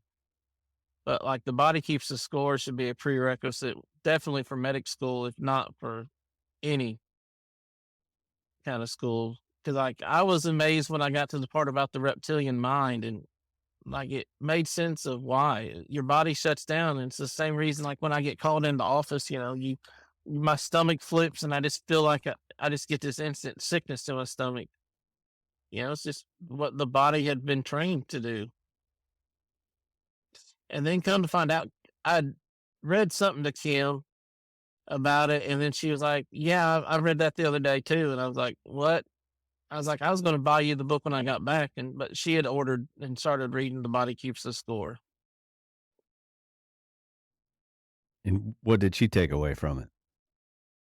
She said she could understand a lot of what happened. Because she told me the one day, like she's like, I couldn't figure out why, like how you all process this stuff. That was her big thing. I was like, most of us don't. I said that's our problem is most of us don't process it. She's like, I always knew you would see horrible stuff, but like I just figured y'all had a way to process it. I was like, no, most of us don't have a way to process it. We just kind of pack it on and go on with life. And so, how far are you into your visit when you start this dialogue with her? This because there's a The difference in the dialogue at this point because you're actually making amends of some sort. 10 days, 10 Okay. days in, 7 to 10 days in is when I emailed her about me wanting to kill myself, and I let all that shit out. I don't know if it's just like the classes we had. Of course, when you go in, you're under, I spent the first 15 days under under medical, which meant I had 44 hours a week of therapy, Mm-hmm. not counting like our nightly AA meetings and everything else. And then I think I spent 16 days under medical, 15 days under PHP, and my last 10 days or so, 14 days under IOP. Okay. So yeah, it's about 10 days in, I think is when like 10 to 15, 18 days is when we start like just letting like out talking and understanding, of everything. It's like the funny thing you're told in orientation is, you got to think for the next coming in as medical, you're spending 44 hours a week in therapy. That's almost a year's worth of therapy in the civilian world. Yeah, if you think about once You a know, week. so, yeah, it's like you think once a week for a year, you're looking at 52 hours a week, and you're going to get 44 hours a week, you know, and then it's 44 hours, 40 for partial, and then it's 15 hours a week for IOP. So, like, thinking about what I looked at, I forget what I figured it out, but it was like basically like in my 44 days, almost like 3 to 4 years worth of therapy was knocked out, and of course, since I was PTSD, we did trauma therapy, and like I used the drowning as my sticking point. And like the kind of the ideation of that is the point sticks to me is because I never felt validated as a child. I never felt like I was doing good enough. I never got told, you're enough. Every time my dad may have laid a compliment, there was always a negative attached to it. Instead of saying the negative first and then saying, but you did this good to give some reaffirmation, it was always like, well, you did this good, but you got to do this, this, and this. And So you grow up never having that, and I learned there too that like I really never had nobody to go to after we moved. Mom wasn't in the picture much. Stepmom had the two younger brothers. You know, didn't really get along with dad. So I really had nobody to fall back on. Kind of like the therapist said, I never really had that safe parent to go to as a kid, and taught just to bottle up my emotions, and that's the only way I could do it. Like anytime we'd get into a discussion, it was always like just anger thrown at each other. Mine was just always anger towards whatever the situation was, and it always went to, well, I have to work to pay for this. You want a house? You want to live closer to your parents? You want a house? You want a bigger house, so I have to work to pay for it. So, how many days total do you stay at the center? 44 days. I get there April 17th, and I graduate June 6th, and then the 7th that morning, I catch a flight and come back. And then, like a week before, 2 weeks before I left on May 31st, I get the second SGB shot. In my mind, when I signed up for it, I thought it would go into the other side, but he come back in and still did it on the right side. And with the SGB, they basically come in and he does it where it's ultrasound and X-ray, but they come in, they put a needle in, they detonate your throat, and then your neck, and then they come in and they inject lidocaine into your spine, and it helps kill the fight or flight. It turns it down. It turns down your fight or flight process. So that way you're not always wired up at 10 out of 10, Makes you sense. know. So you come back to Kentucky, Yes. and what's life like when you get back? Uh, like it was good the first 2 weeks. I'd planned on going somewhere with my kid and going to see my buddy, but then I remembered he had a soccer camp. So I mean, it's really good. Was able to have a lot of time with the boys. Kim gave me a lot of freedom to have them. I'd have them 2 or 3 days at a time, and then let her have them for a night, and then I would kind of get good. Stayed off work for about 2 weeks because when you leave, they give you a 2-week doctor's excuse. So I didn't go back. Kind of crappily, I found out I was moving shifts by text to a battalion chief. Like, was never told officially by nobody other than via text that, like, he had sent out the email needing overtime. So I texted him. I was like, "Hey, do you need my overtime dates, or am I coming to your shift?" And he's like, "You're coming to my shift." I said, "Okay." You know, so I spent 2 weeks with the boys, pretty much well on and off for the most part every night. I have them 2 or 3 days at a time. She has them for a night or day, a little bit, and then I get them back. Try to continue some of the processes that I learned at the center. Try to keep up some of my little habits, reading, doing my daily devotionals. You know, Went back to work.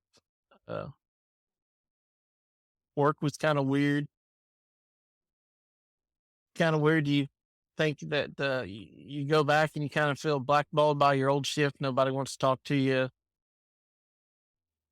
You know, uh,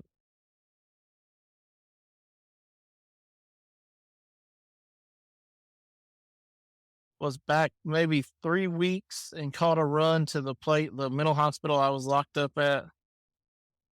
And I didn't even think about anything until I walked through that door and that disinfectant hit me. And like my heart rate went through the roof.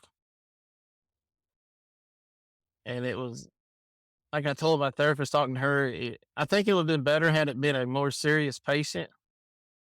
But like the patient had been overdosed on acid or mushrooms and was not really altered enough to be like unresponsive, but she just wasn't acting herself. So she had to be medically cleared, and just like was kind of able to calm myself a little bit. But the best part of it was like I text my captain and my battalion chief, and I was like, "Hey, please don't send me here again." And they're like, "What? Cessation 4?" I was like, "No, back to Cumberland Hall." They both felt bad.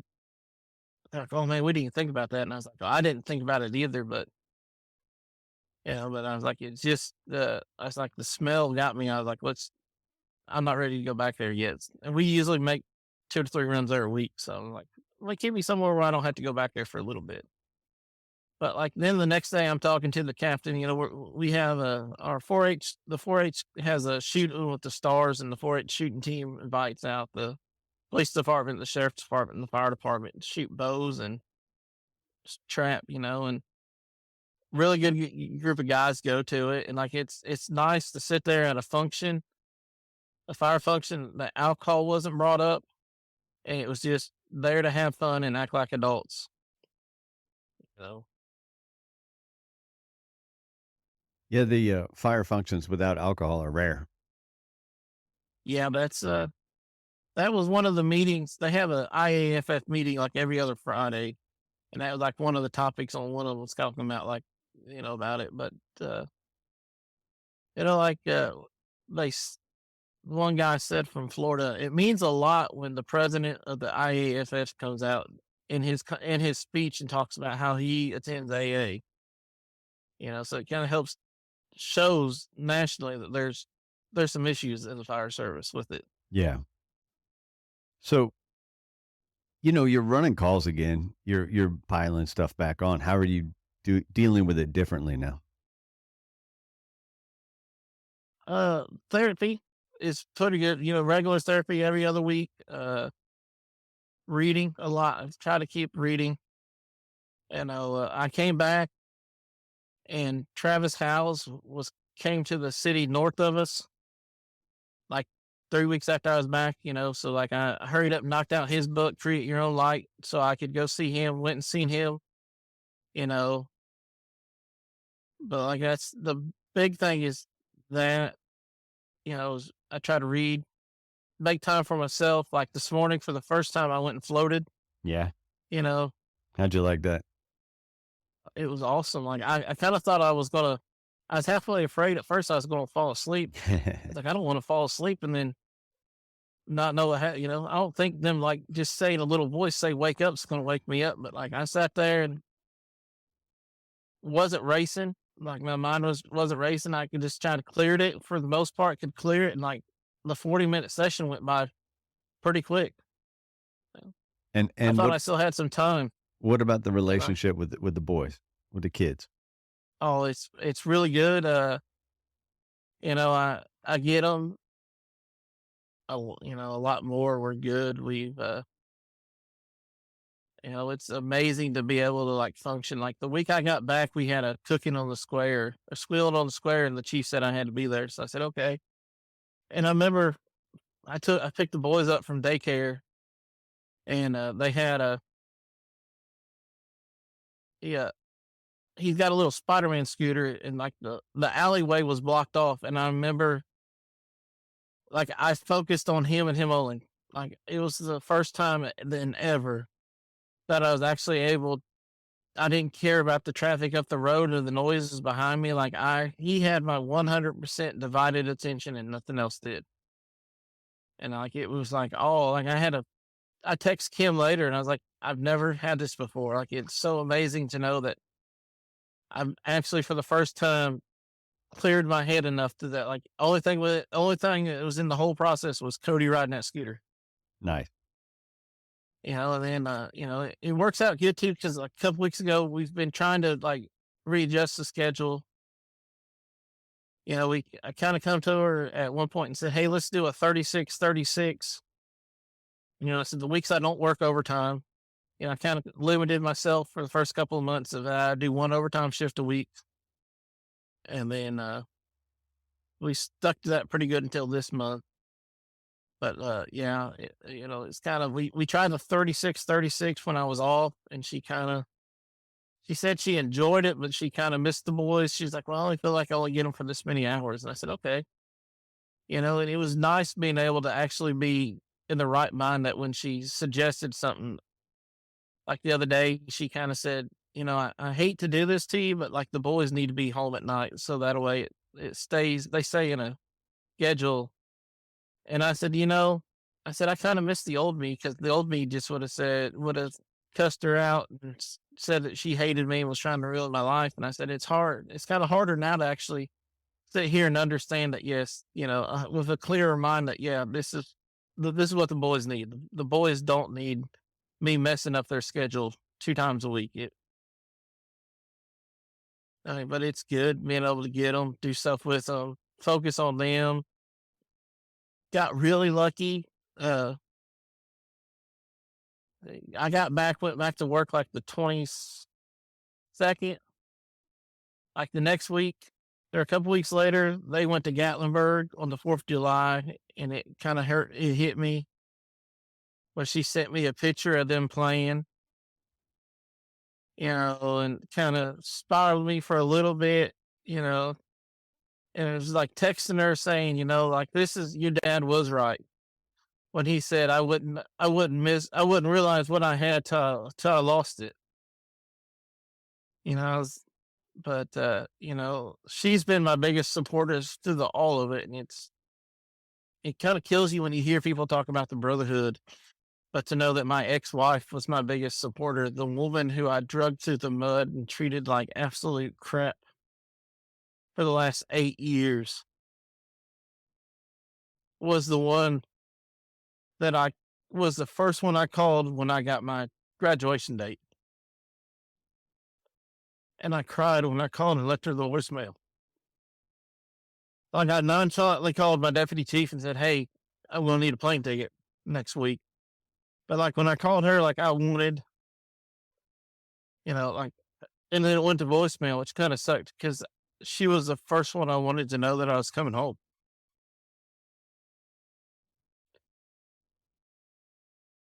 Yeah, but like getting back with to her and the boys, like it's a lot better to be able to do stuff in it. Like now, I take them back, even if I have them. Like tonight, we'll go trick or treating. I'll have them back by 7, and then like I'll usually stay and put our youngest to bed a little after 8, and then I'll go home. And we're able to talk and plan and like have adult conversations, something that we didn't have before. Yeah, adult conversation is crazy when you never had it before, right? Yeah, it's amazing to be able to talk and not like. Even the other day when I told her, I was like, it's for selfish reasons. I want the boys at night, but I was like, Yeah. I said, yeah, I understand you. And I said, I can't hate you. I can't fault you. I can't do anything other than, yeah, this is just, it is best for the boys. The boys need this. They need the consistency in their lives. And me doing it's not going to help them. Me having them one night, it's going to kind of mess them up. I may lose 2 or 3 hours with them. But, I said, what's best for them right now is what's best. And I said, eventually we'll be able to change it, but it'll come along eventually. So where do you think you go from here? I don't know.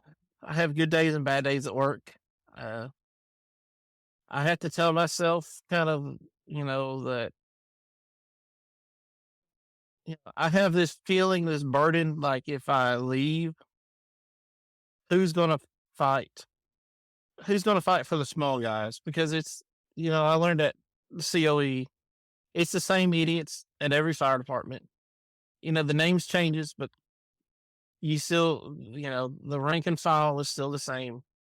It's not always who's the best. It's whoever the chief likes the most, and if I'm not here to help push this peer support group through, and who's the one that's going to fight for the little guys that aren't being fought for?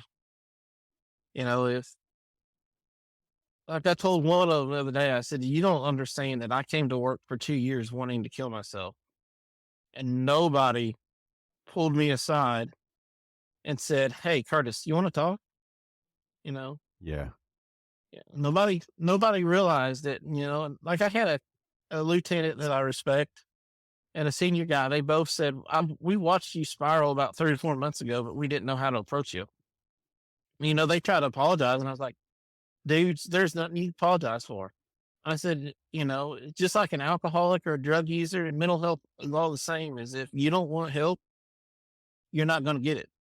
I had to be at a place where I was at the bottom of the barrel, and it was, I finally awakened to realize that, holy shit, this is not, I don't have this under control.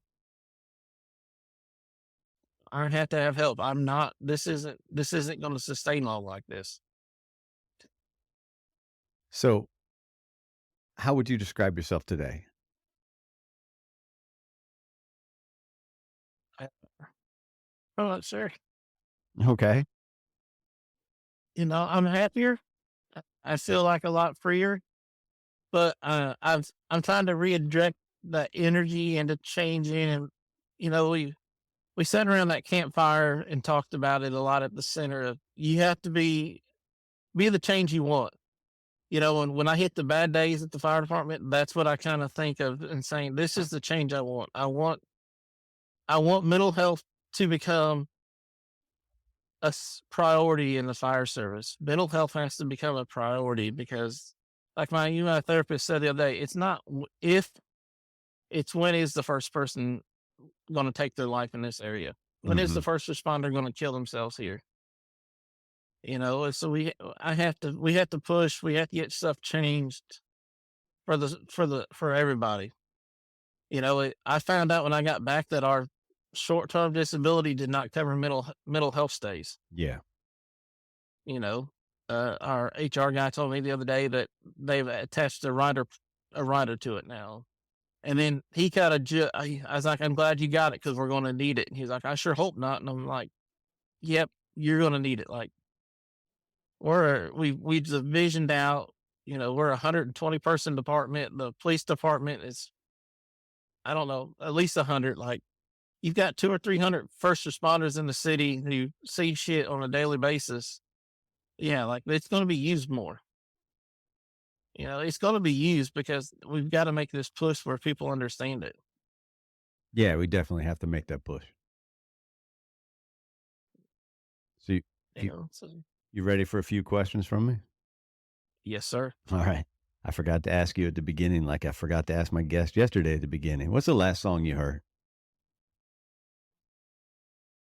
I played it when I left. It was Heart of Stone by Whiskey Myers. Okay. And I'm not sure how I've missed it. I guess it's been out for like a couple of years, but man, that song, it's on I bought it after I heard it and it's kind of on my mental health playlist. And like it'll bring me to tears when you start listening to it. All right. Whiskey Myers, I went through a phase, I think it was a year and a half, 2 years ago, where I saw them. I think I saw them four times in a summer, basically. And it was just happened to it fell right. They were in the area, and I luckily in Nova in this DMV area in DC Metro, DC, Maryland, Virginia. There's a lot of music venues. We're a little spoiled that way. So I got the chance to see them in a variety of places, and they're an enjoyable act to watch. Yes. I saw him at the Ryman. We Oh were supposed man. to see him, I guess, during 20. I think I had tickets during COVID, and then we had to wait a year, and we went and seen him at the Ryman, and it was an awesome experience.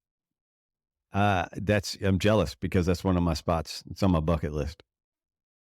If you can see him at the Ryman, it's worth the price. I'll keep it in mind. All right, you've mentioned a couple books, so I'm going to take those off the table for you. You can't use them. Give me a book. Give me a book suggestion. Um, give me your. Let's talk about your everyday carry as well. What's your everyday carry and what's your book? My book is Walk the Line 90 Devotionals of the Truth and Hope based on the faith of Johnny Cash. Okay. You know, I try to, kind of reconnected with God while at the center. And like I think I typed in Johnny Cash devotionals or something on Amazon and it popped up. And, so I was like, I got to have that because to me, I knew I knew the calm Christian Johnny Cash, I didn't know the walk the line Johnny Cash, I saw him more of the older, the humanitarian, the Christian, the godly Johnny Cash, and I grew up on his music. So like, I was like, I got to get it. And I've given it to a couple of people. Like when I left the center, I left it with the guy and I said, here, he's like, you sure? I said, yeah. I said, I already got one sitting on my doorstep. I said, I Amazoned it on Sunday. I ordered it already and it's sitting on my doorstep. All right, I'll check that one out. So And let's hear. then Yeah, let's hear it. What's your everyday carry? the hardest thing for me at the center was not having my Apple Watch because Hmm. it's got my boy's picture on it. My screensaver is my boy's, and like I couldn't have it, so I had to stick with my Next Rung little wristband bracelet. All So right. that was the one thing I had, and I wound up giving it to my buddy before my inspiration before he left. I said, "You need this more than I do right now, and just remember, one day at a time, buddy." You know. But I had a couple of them, so when I got back, I had one sitting here for me. But yeah, it's my either my Next Rung bracelet or my iPhone, my watch. Like if I ain't got my watch on, I feel completely naked, and that was one of the hardest parts of being at the center, being with my boys for 49 days was like not being able to see their face when I looked down. Well, those both of those work, the book and the everyday carry. So I appreciate it. Thanks for sharing. You're welcome. And I know you got some stickers headed your way. I was late getting them out to you, and I apologize. Life's been up and That's down. all It's right. been crazy here. Well, I'm not even at home. I'm in Pennsylvania, kind of hanging out with my mom because she's coming to an end of a long battle with cancer. So Sorry life to has hear been that, brother. crazy. But thank you. But yeah, man, thanks for sharing. This has been a hell of a You're welcome. story. And like I said, you and I have touched base on and off for a while, and we were trying to set this up, and it just so happened that it fit in perfectly this afternoon. So I appreciate you taking the time. I appreciate you stepping up and sharing your story. And man, I'm just so happy to hear things are looking up. My boy,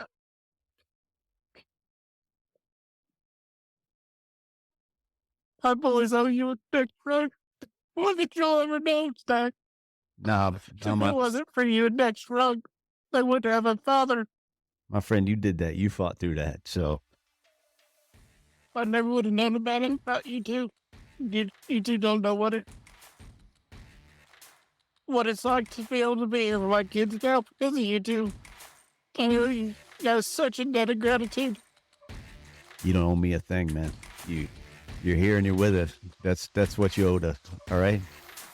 I appreciate it. Good, man. You did well. I'm good. Thank you, sir. You got my number. Stay in touch. I will. Thank you for everything, sir.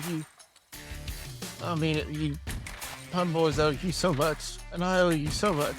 No, you don't. You were Just put here for a reason. you live your life for those boys, and that's enough. That's enough for me. I will. All right, brother. I love you, brother. Take it easy. Take care. We're out. Thanks for listening to another episode of The Things We All Carry.